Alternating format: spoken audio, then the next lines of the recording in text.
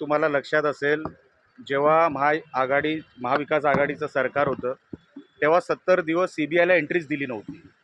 CBIला entry ही supreme कोर्टाने दिली, महाराष्ट्र सरकारने तेव्हा दिली नव्हती. Point number 1. पॉईंट नंबर 2, 70 दिवसामध्ये सरकारच ह्यांचं, पोलीस यंत्रणा ह्यांच्याकडे होती. कुठलं एव्हिडन्स ह्यांनी ठेवलं असेल?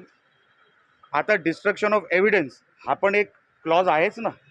आणि म्हणून किती जरी हे लोकांनी साफसफाई करायचा प्रयत्न केला असेल तरी हे लोक आदित्य ठाकरे किंवा जे कोण संबंधित असतील या केसमध्ये त्या लोकांना वाचू शकणार नाहीत. कारण का ही स्ट्रेट फॉरवर्ड केस आहे. अहो, त्यांच्या सतीश सालियांच्या आजच्या ॲफिडेव्हिटमध्येच तुम्ही वाचा ना काय लिहिलं आहे. पहिल्याच क्लॉजमध्ये लिहिलेलं आहे, बॉडी 14व्या माळ्यावरून खाली पडली, बॉडीवर एकही मार्क नाही. असं काय होतं की तुम्हाला बॉडी डिस्पोज करावी लागली लगेच? असं काय होतं? एवढी काय अर्जन्सी होती? फॉरेन्सिक लॅबमध्ये का बॉडीला नेलं नाही? आता जे काय एव्हिडन्स तुम्ही फॉरेन्सिक दाखवताय, आम्हाला काय माहीत ते खरोखरच दिशा सालियांचं आहे की नाही? हे सगळे विषय आजचे नाही आहेत साहेब. आम्ही सगळे 8 जून 2020ला दिशा सालियन गेली. आम्ही 9 जूनपासून हे प्रश्न विचारतोय. SIT स्थापन झाली 2022ला.